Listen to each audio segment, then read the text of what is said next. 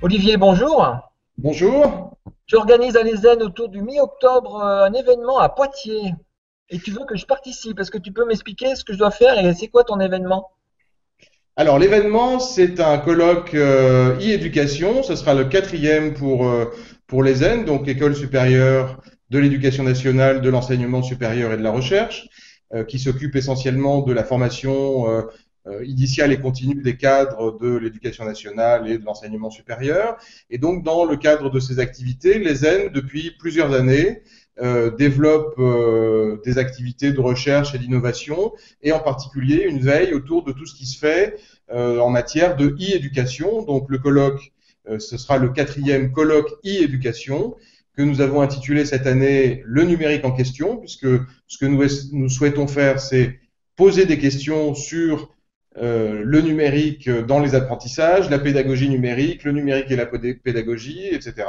Et donc, nous allons ouvrir cette manifestation la veille de son ouverture officielle, on va dire, avec tous les participants qui pourront être avec nous sur le site de Poitiers, à l'ESEN, donc tout à côté du Futuroscope, avec un barcamp que nous t'avons demandé d'animer, puisque tu nous as paru la personne la plus indiquée pour ça. D'accord, donc on va agiter les neurones, agiter les idées. C'est un peu l'idée du barcamp. On va touiller autour de notions. C'est quel public que tu attends pour ce colloque? Alors, je dirais que c'est le public traditionnel de notre école, à savoir des cadres de l'éducation nationale, de l'enseignement supérieur, mais également des partenaires de l'école, puisque nous faisons partie du réseau des écoles de service public, le RESP, donc parmi lesquelles il y a un certain nombre d'écoles de cadres de la fonction publique, le CNFPT, etc. Enfin, je ne vais pas tous les citer parce que ça serait très long. Et puis, nous avons également des partenaires d'autres ministères, et nous avons également tout un réseau international dans pratiquement tous les pays du monde, avec des gens qui sont dans les ministères ou dans les institutions officielles qui s'occupent de l'éducation. Donc ça, c'est essentiellement les gens que nous attendons sur place. Il y en aura vraisemblablement un certain nombre, parmi lesquels ou auxquels s'ajouteront également des enseignants, des chefs d'établissement, des inspecteurs, puisque c'est le public aussi de l'école. Et parallèlement à cela, nous avons prévu, alors ça ne sera pas le cas du Barcamp, mais nous avons prévu de retransmettre dans 40 ateliers du réseau Canopé à travers toute la France l'essentiel des activités du colloque, à savoir les interventions qui auront lieu à partir du 14 jusqu'au 16 octobre, et les ateliers de travail qui seront repris en mode déporté dans ces 40 ateliers, dans les 40 ateliers Canopé, oui, et qui seront ensuite récupérés et synthétisés pour la production des actes numériques du colloque.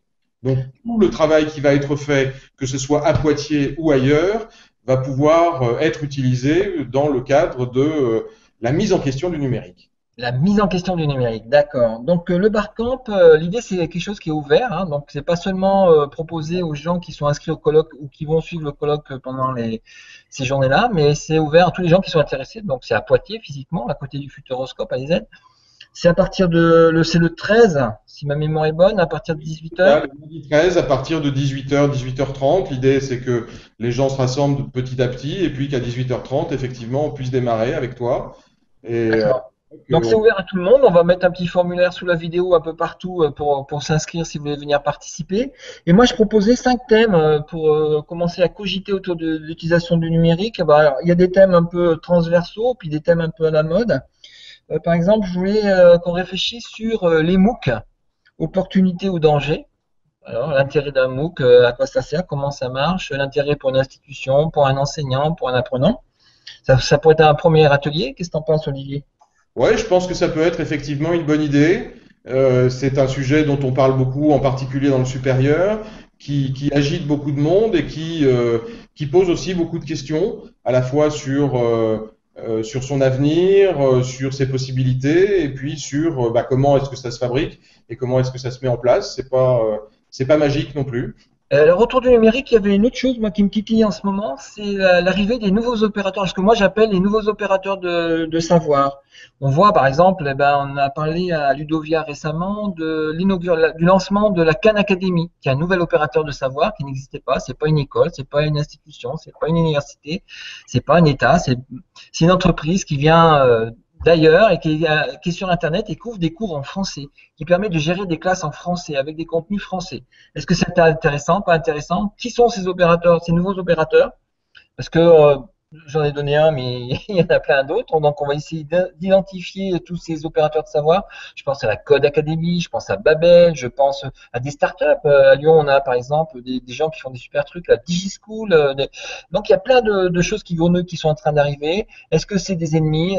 Est-ce que c'est des gens, ou l'école 42, si on parlait sur Internet ou mes écoles physiques, il y a des nouveaux opérateurs de savoir. Donc, on va essayer de les qualifier, faire un petit atelier de qualification, de quantification, d'identification de ces gens-là. Il y a un autre truc aussi comme opérateur de savoir hein, qui est assez énorme. Moi, je trouve c'est YouTube hein, qui diffuse énormément de savoir. Et on fera un atelier. C'est est-ce qu'il y a des contenus intéressants sur YouTube? Une petite idée là derrière, mais comment pareil faire une petite démarche, est-ce que vous avez travaillé dessus, comment trouver des astuces, des contenus.